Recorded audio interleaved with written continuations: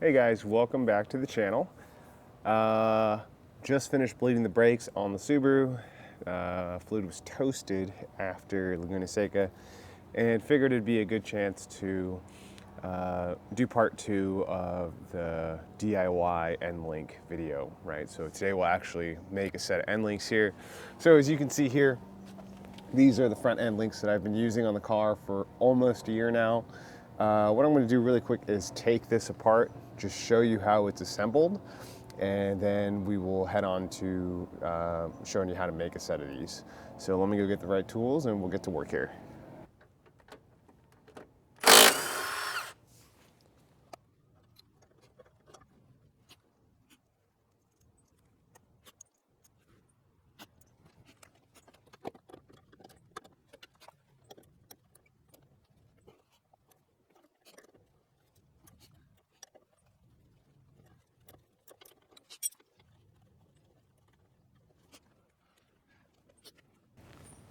All right, so the end link's out. Just want to show you this. So you can see here the control arm. Remember in the video where we actually spec all this out, the first video, talk about having to use a sleeve to adapt the bolt for the control arm and for the sway bar. So this is the stainless steel sleeve that we're using, and you can see here it just slips into the control arm, and then it allows us to use a 10mm bolt. Fits really good. No real problem here on the control arm side. And this is the sleeve going over the bolt there. I'll show you that in detail here in a second when we move to the bench. Same thing happens over here on the sway bar. I don't know if you can see it here. Let me get you a better angle. All right, so there's a better angle on the sway bar itself. And if you look at the hole, again, we're gonna use a sleeve here. And I mentioned in the first video, see how that sleeve is slightly too small for the sway bar. I don't think that has anything to do with the sleeve. I just think that's how the bar is from the factory. I'll poke that out here. Where'd it go? I'll get it later. And to illustrate that, here is the factory end link. And I'm gonna stick it from the back side just because it's easier for me. But when I stick that in, you see how that bolt, the factory bolt, 12mm, doesn't fit perfectly into that hole either. So I think it's totally fine, or at least it's like that from the factory. So there's really nothing we can do about it. It's not a 13mm hole, and it's not exactly a 12mm hole. So I guess you could try to machine something for a perfect fit, but from the factory it's like that, so I don't think there's a big deal there. Maybe it's just the clamping force provided by the nut that actually holds the drop link or end link to the bar. Okay, let's move over to the bench here and we can show you how to start making all this stuff. Okay, everything's pretty straightforward, right? So here we have a female and male rod end, right? These are our high misalignment spacers that we need to have. This is our spacer tubing, so we're gonna have to cut these down to the right size. And then this is our sleeve adapter for the control arm and for the sway bar. That's what ends up being this right here. So it's not too difficult. All we have to do is cut this and cut this to the right size, and that's pretty much it. But you are gonna need some tools that you may not have around the house. So it's good to have a pair of digital calipers. You're gonna need some tube cutters. That's what we have here. This is specifically designed to cut stainless steel. You're gonna need some step bits, and then also something to cut the tubing. So something like a chop saw would be really helpful. That's what I'm going to use. And then I'm going to use that benchtop grinder to kind of make this, get it to the right size, or at least smooth out the surface. So let's start with making these sleeves. And I think that'll probably be the easier one to start with first, and then we'll move on to making the spacers. Also, one thing to note, I spoke about minimum thread engagement in the first video, and I want to echo this here. It's something you really have to watch out for. So usually minimum thread engagement is going to be 1.5 times the diameter of the thread. So in this case, it is 10 millimeters, which means you want to have at least 15 millimeters of engagement. So something like that, right? And then in the drop link that's on the car now, we've got, let's see here, if this is 15, this overall length is 30-ish. You know, we only have about 13 or 14 millimeters of thread exposed. So we're well within the range. Just make sure you're keeping an eye on that. And if you have questions, don't hesitate to ask on that one. It might not make sense right off the bat. Okay, so I'm gonna measure the sleeve here and then we'll show you how to cut it. All right, that's our sleeve on the bottom. And this is the sleeve on the top. I don't know if they're exactly the same size or not. So here, the top one is about 7.5 millimeters. Bottom one is about 7.5 millimeters. So they're exactly the same. So I want to put this back so I don't get them mixed up here. Bam. Oops. Bam. Okay, and let me go get a Sharpie so we can mark off this tubing here. All right, so cleared off the workbench. Got a Sharpie. Looking for 7.5 millimeters, give or take. And I'll just cut on the outside of that.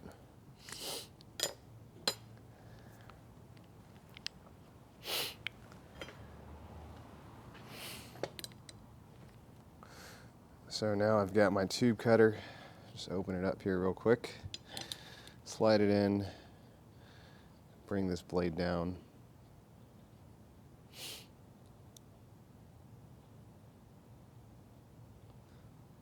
And I'm gonna clamp down right on the outside of that.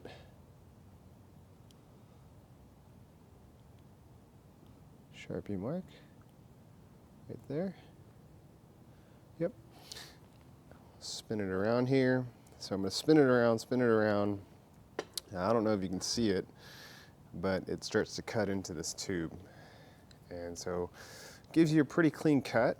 The only problem with this is as you cut this tube, it can kind of change the ID a little bit. So the ID of this is like 10 millimeters, right? And the tube itself is 12 millimeters. But because of how we're pressing down right where we're cutting, it's going to change the ID ever so slightly. And that's what our step bits are going to be there for. So I don't know if you can see this. So this was a clean cut. Probably that's how it was from the factory. And that's how it is when we cut it with the tube cutter. Here, let me zoom in here. Okay, we're zoomed in here. So again, this is probably the cut from the factory, right, with some type of blade. And because we're using this this tube cutter, the shape of the blade creates this like weird change in the ID. So you can see on this side we can get the bolt through, but on the other side we can't. So we're going to need to drill that out to the right size. It's pretty easy.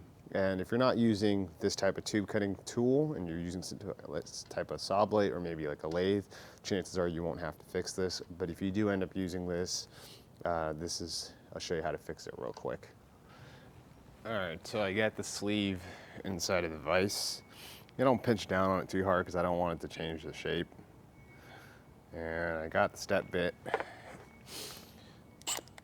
in here. Oop, might be a little loose there.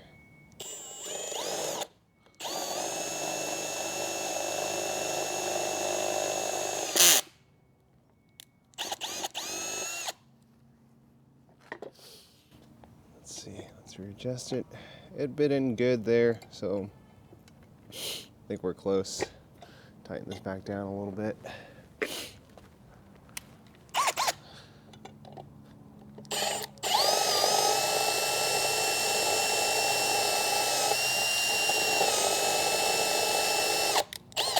that's pretty good.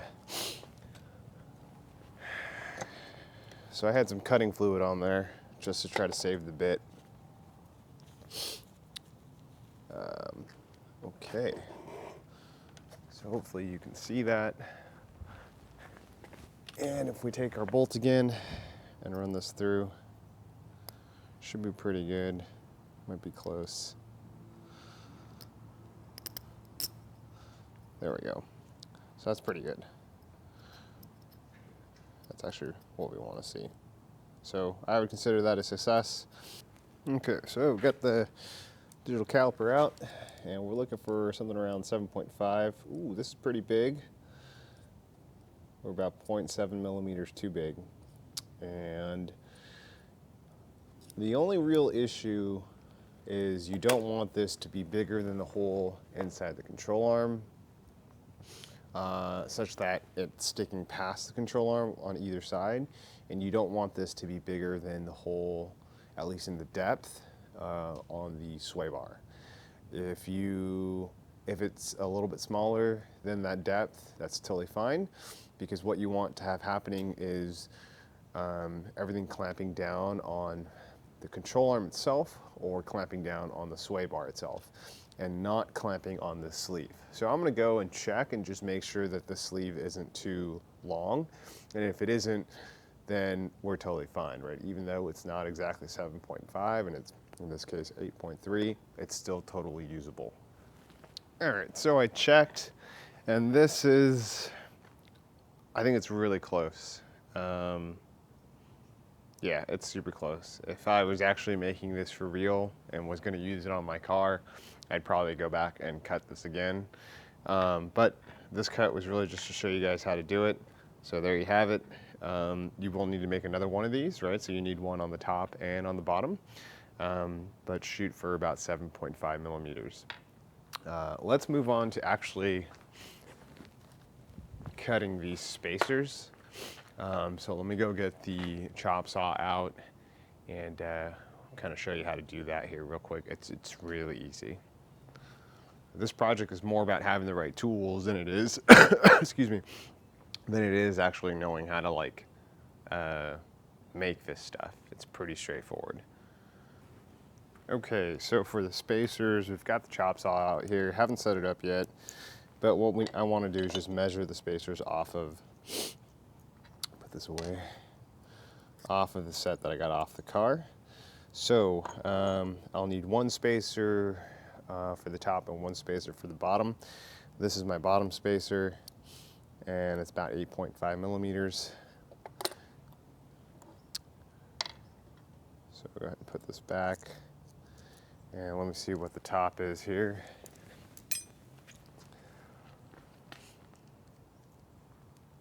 Now, depending on how your car sits and the red height, these spacers might be different sizes, but overall they should be about the same. And this one's 8.2, so I would wager 8.5 on both of them and you'll be fine.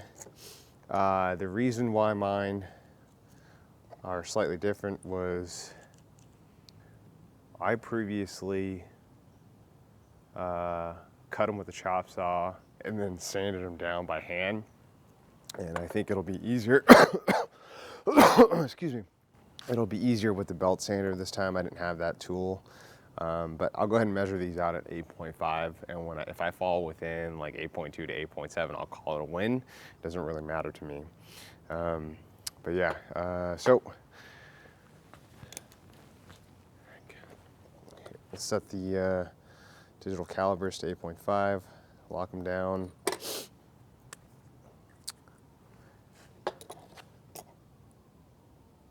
And then mark our tube, and then we'll go set up the chop saw. Okay, the saw setup. One of the tricky things about the saw and the tubing that we're cutting, to make the spacer, we're not cutting that much of the tubing, and the tubing's not that long, so it's difficult to clamp and hold one piece of tubing in here. So what I've done is I put two in, so that gives me more to clamp on. It's the same diameter. This is also using a stainless steel blade, so the cuts are pretty clean. So probably a little less sanding once it's cut, but here we go. Make sure to wear gloves and safety eyewear.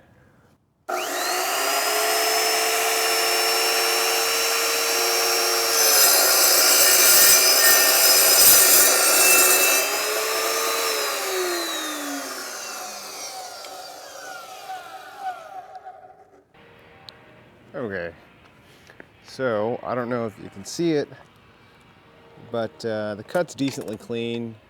There's a little bit of a taper to the spacer, which is why we're gonna have to sand it.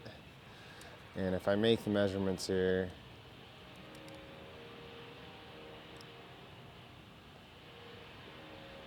one side's 8, the other side's 7.8, so it might be a bad cut. You know, this seems really low.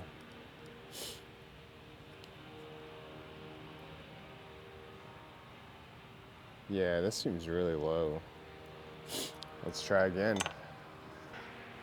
All right, because that was so low and there's a taper to it, right? The problem is I started with a fresh piece of stock, so the one side was perfectly flat.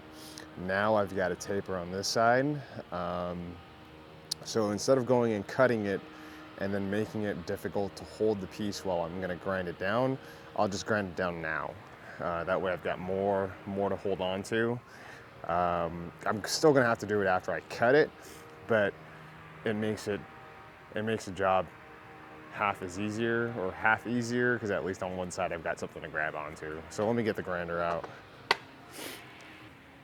All right, so the grinder's out, plugged in.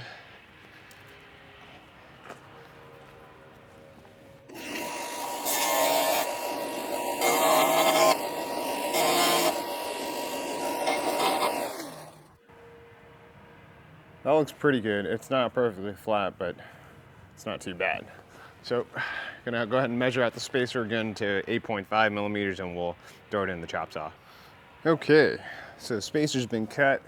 It's about 8.3. So we'll try to sand this down here real quick. Oops.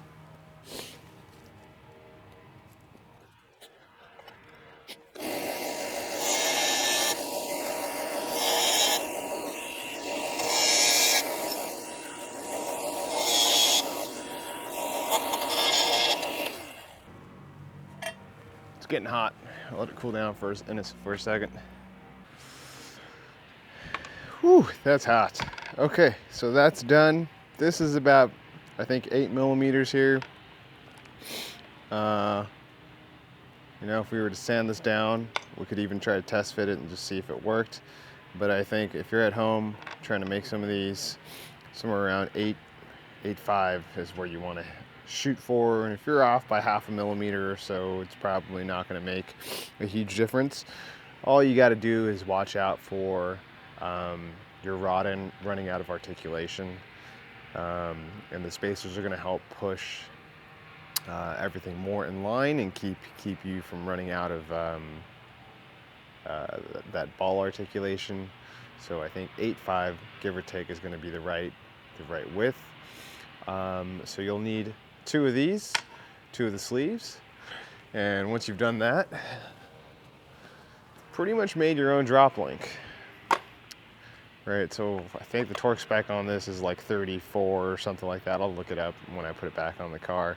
The only other thing you need is a jam nut, so you can adjust the length of the drop link, and that's it. You know, these have been on the car for coming up on a year here in a couple months. The balls are still tight. You know, the Teflon liner hasn't been pounded out or anything like that. So things are working well. If you don't have the tools to cut these spacers yourself, I've got some extra material. I was thinking about maybe bringing them, not actually doing it at home, but bringing them to a shop that has a lathe and getting them cut down a size properly or more precisely. If you do have the tools, go ahead and give it a shot yourself. But yeah, I might be throwing some of these on the website here, kind of like as a spacer pack that you guys can buy. And then all you have to do is just buy these rod ends, and you can buy the spacers, the sleeves, and the cones from me. I just have extra stuff here, not really trying to make any money. Just figured it might help you guys out. Or you can take it to a shop yourself and have them cut the pieces for you. The one other thing that we should probably let you guys know is the length of this bolt. And I'm showing here that it's going to be about 65 millimeters, right? These are 12.9 grade bolts.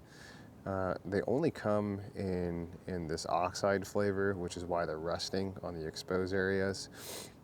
But you can see internally it's just fine. One of the things that you may want to do, or you can consider doing, is this sleeve does sit on the threaded portion of the bolt, and ideally it'd be better if it was on this portion here that isn't threaded. So what you can actually do is get a bolt that's longer than 65 so that this unthreaded portion comes up higher, and then cut the bolt to the right size, right? And the sleeve will sit on this portion here. I've thought about doing that with mine, but it's held up so well thus far that I've been too lazy to do anything about it. But that would be another thing you could do. But otherwise, that's it. So, you know, that covers the front drop links. If you find this helpful, let me know. Not sure if I want to do a video for the rear drop links, just because essentially it's the same. But what I can do is do a quick video like I did for part 1 of the front drop links, where I show all the dimensions. That way you guys know what you have to cut. All right, so yeah, if you have questions, concerns, ask them in the comment section. And thank you very much for watching. We'll see you at the next video. Take care.